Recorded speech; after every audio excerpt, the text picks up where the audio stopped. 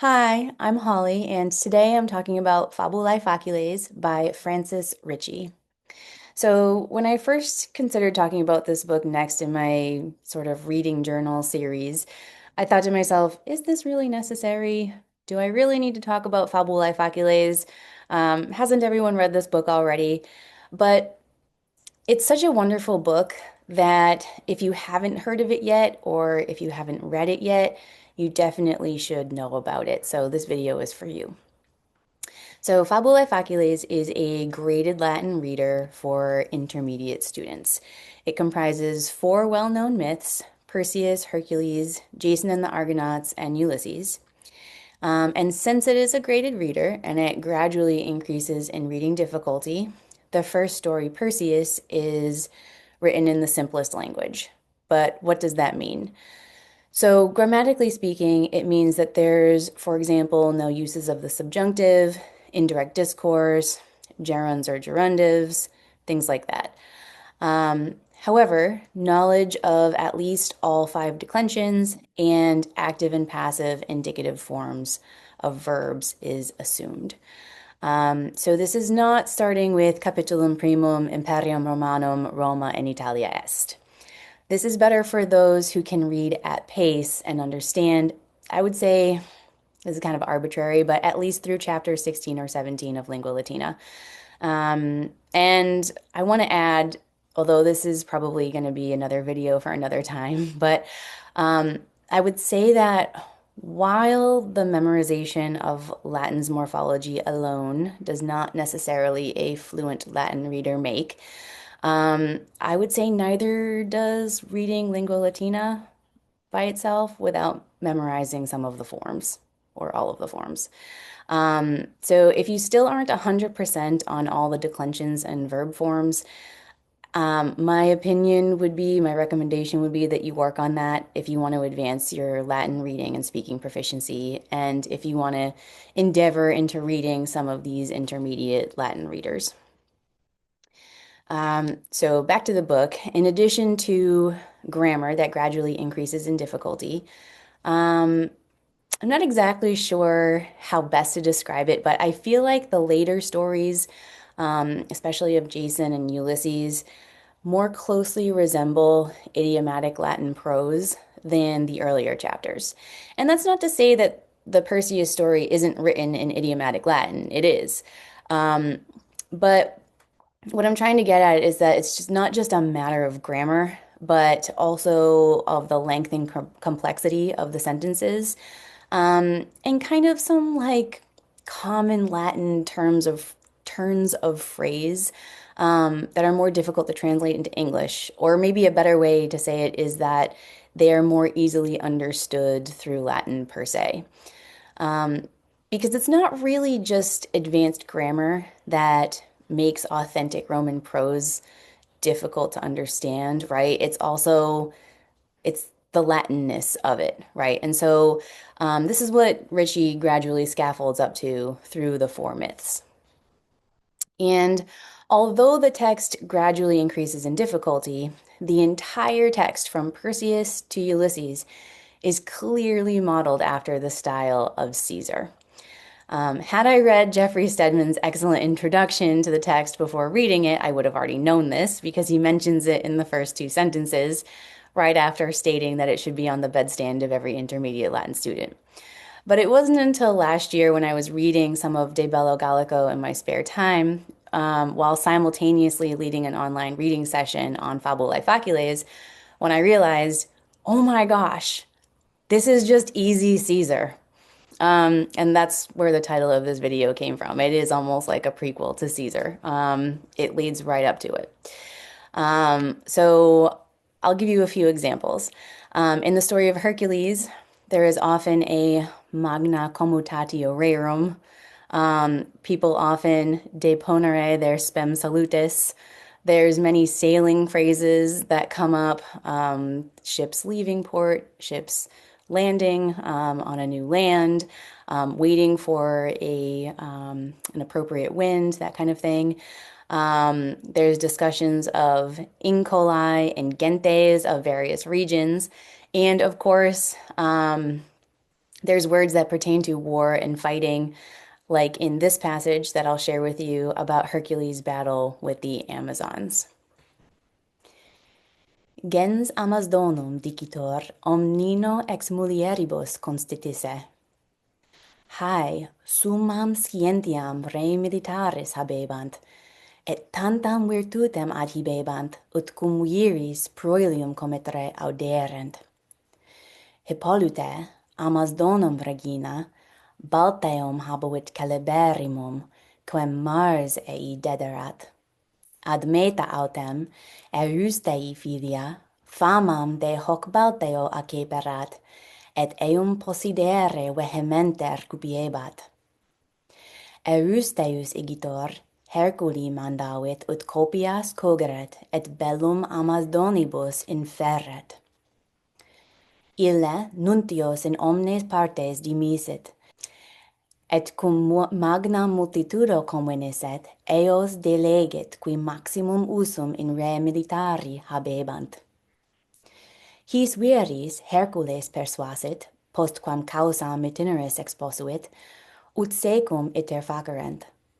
Tum, cum eis quibus persuaserat navem conscendit, et cum ventus idoneus esset, post paucos dies ad ostium fluminis thermodontis apulit. Postquam in fines Amazdonum venet, nuntium ad Hippolytam misit, qui causam veniendi doceret et Balteum posceret. And just one more little part. Ipse Hippolyte Balteum tradere volebat, quod de Hercules virtute famam acceperat. Reliquae tamen Amazdones ei persuaserunt ut negaret. Ad Hercules, cum haec nuntiata essent, belli fortunam temptare constituit. Proximo igitur die, cum copias eduxisset, locum idoneum delegit, et hostes ad pugnam evocavit. Amazdones quoque copias suas ex castris eduxerunt, et non magno intervallo ab Hercule aciem instruxerunt. So if you've already read any of De Bello Gallico before, a lot of that passage might have sounded familiar to you. Not only the language, right, talking about a ventus idoneus for sailing, finding a locum idoneum for fighting, phrases like belli fortuna temptare that come right from Caesar, and of course the description at the end of how the Amazons instruxerunt their aciem. But also the situation leading up to the war, right? The description of collecting troops who would be the greatest use in battle and then convincing them to fight by explaining the reasoning for the battle echoes many of the scenes depicted in De Bello Gallico. So besides grammar, vocabulary, and syntax, something that can make De Bello Gallico challenging to read the first time is a lack of background knowledge.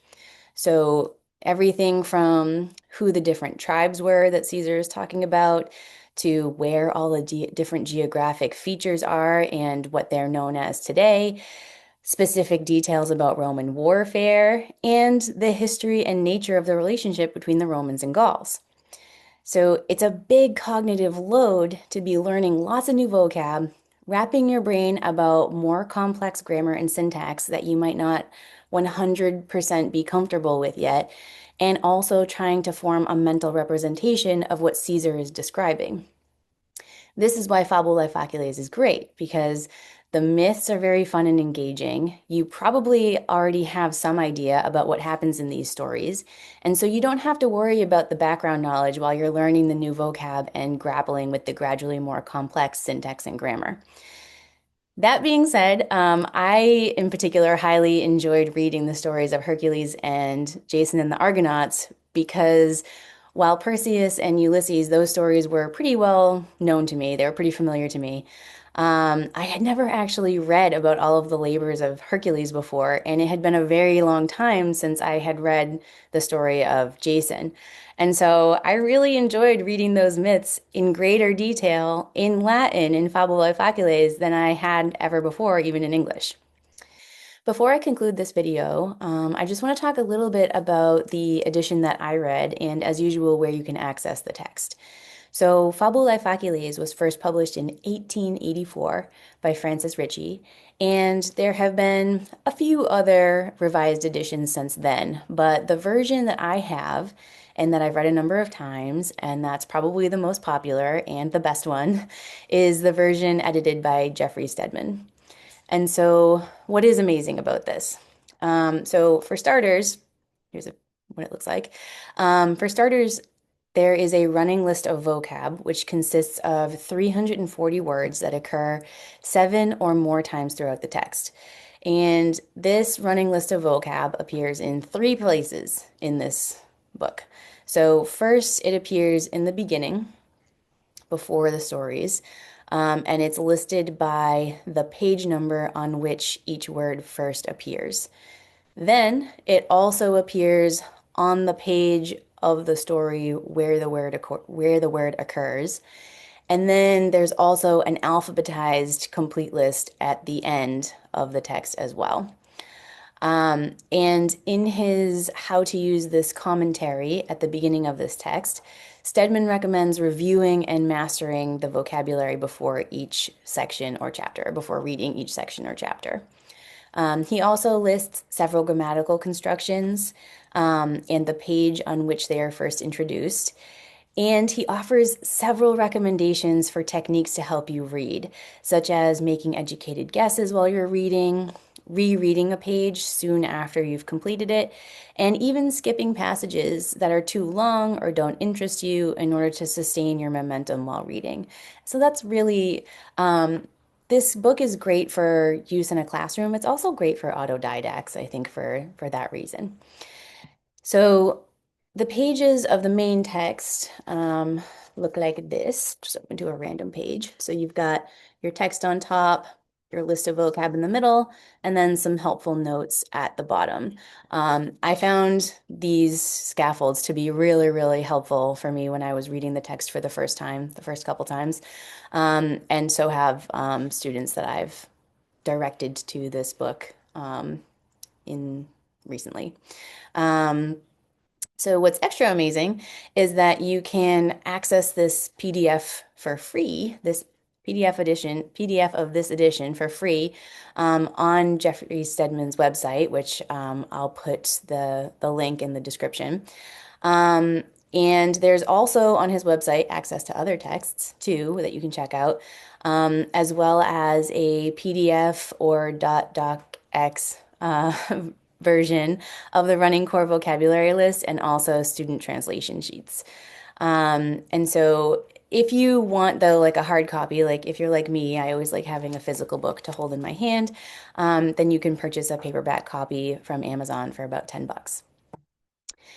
So one last thing I'm going to say is that even if you already have some experience reading De Bello Gallico, I would still recommend reading Fabulae Faciles and then go back and read De Bello Gallico again.